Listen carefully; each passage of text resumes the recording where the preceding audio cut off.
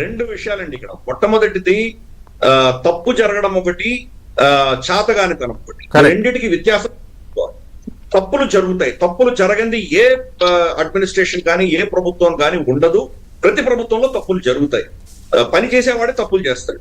తప్పులు చేయాలని చేయకుండా ఉన్నటువంటి వాళ్ళని ఫస్ట్ మనం సమర్థించాలి. తప్పులు జరిగినప్పుడు దాన్ని ఎలా సరిదిద్దుకున్నారు అన్నటువంటి విషయం మనం చాలా కేర్ఫుల్ గా అబ్జర్వ్ చేయాలి. తప్పులు చేసినా తప్పుల వల్ల లాభపడేటువంటి వ్యక్తులు ఉండొచ్చు, లేదా చాతగానితనం వల్ల కొంతమంది ఉండొచ్చు.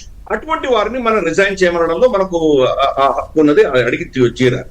కానీ ఈ విషయంలో తప్పు జరిగిన తర్వాత ప్రభుత్వం ఎలా స్పందించింది అన్న విషయం మనం చూడాలి.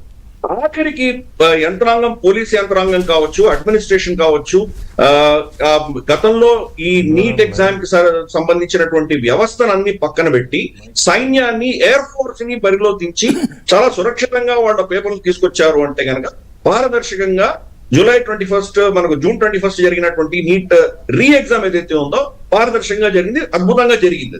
కాబట్టి దాన్ని సరిదిద్దుకున్నారా లేదా, తప్పులు సరిదిద్దుకున్నారా లేదా అన్నది చాలా కీలకమైన అంశం. కాబట్టి అది ఒక తప్పు జరిగింది. ఎవరైతే దీని దోషులు అని అనుకుంటున్నారో వాళ్ళందరినీ అరెస్ట్ చేశారు. వాళ్ళ మీద ప్రాసిక్యూషన్ నడుస్తుంది. అఫ్ కోర్స్ దీని యొక్క వెనకాల ఉన్నటువంటి లీకేజ్ పాయింట్స్ ఏమున్నాయి అవన్నీ కూడా మనం పూడ్చవలసిన ఆవశ్యకత మనకు ఉన్నది. దాంట్లో ఎటువంటి డిస్ప్యూట్ ఉండవలసిన అవసరం లేదు మనకి.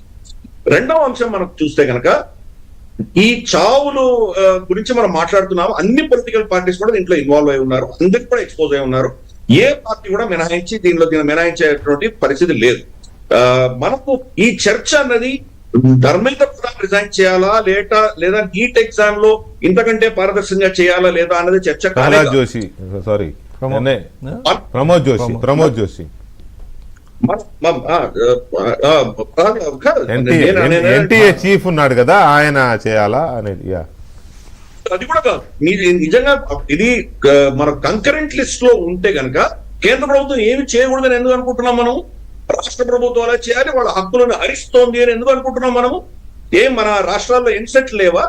ఇంజనీరింగ్ అడ్మిషన్ కి, మెడికల్ అడ్మిషన్ కి మన రాష్ట్రంలో ఎన్సెట్ సపరేట్ గా లేదా? నీట్ అన్నది వేరే.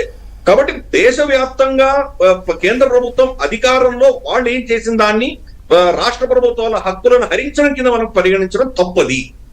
వాళ్ళు వాళ్ళ పరిధిలో ఉన్నటువంటి నిర్ణయాలు వాళ్ళు తీసుకుంటున్నారు. రాష్ట్ర పరిధిలో ఉన్నటువంటి నిర్ణయం మీరు తీసుకోండి. ఎవరు ఆపారు మిమ్మల్ని? ఎంసెట్ మీరు కండక్ట్ చేయండి. ఎవరైనా ఆపారు మిమ్మల్ని?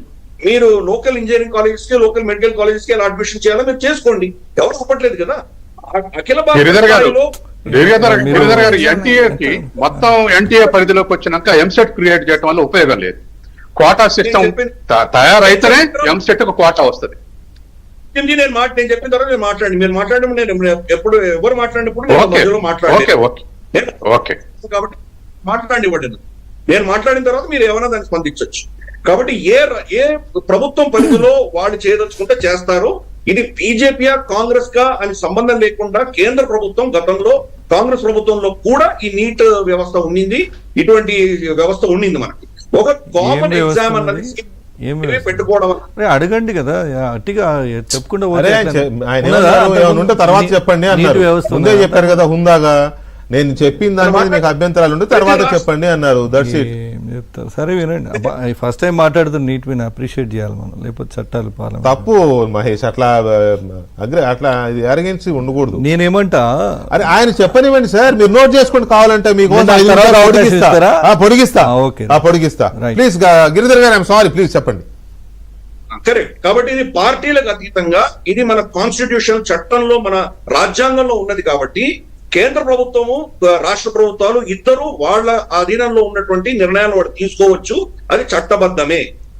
రాష్ట్రాల హక్కులను హరించినట్లు కాదు.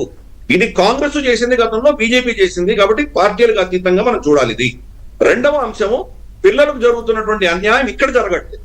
ఈ ఎంట్రన్స్ ఎగ్జాములు, ఈ వ్యవస్థలో మార్పు రావాలి. దాని గురించి ఎవరు చర్చించట్లేదు. ఈ రోజు మన దేశంలో కార్పొరేట్ సంస్థలకు, అమెరికన్ ఐటీ కంపెనీలకు మనకు టెక్నాలజీ కూలీలను తయారు చేస్తున్నాం. మన దేశంలో ఇన్నోవేషన్ తర్వాత ఆంటర్ప్రెన్యూర్షిప్ అనేది రెండు రావట్లేదు మన దేశంలో. రీసెంట్ గా మనం చూస్తున్నాం, గత 4-5 ఏళ్లుగా ఈ పురోగతి మనం చూస్తున్నాం. మనకు గతంలో ఉన్నటువంటి 1-2 ఉన్నటువంటి యూనికార్న్స్ ఈ రోజు 150 యూనికార్న్స్ వచ్చినాయి మన దేశంలో.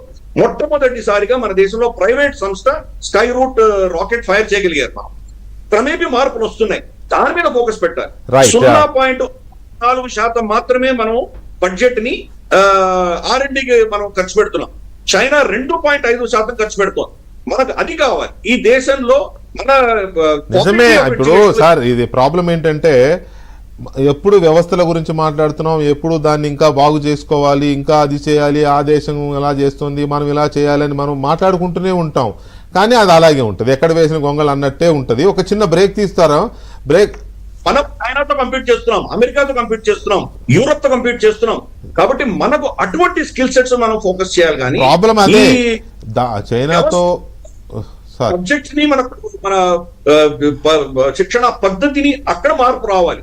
ఈ ఎంట్రన్స్ మనం చేసేటువంటి మన ఇంజనీరింగ్ కాలేజెస్ బయటకు వచ్చేటువంటి విద్యార్థులందరూ కూడాను టెక్నాలజీ కూలీలుగా వెళ్తున్నారు. ఏ ఇంజనీరింగ్ వెళ్ళి చూడండి సరే, టెక్నాలజీ కూలీలు అంటే ఏం చేస్తాం సార్? మరి మన దగ్గర ఉద్యోగ అవకాశాలు చాలా తక్కువ.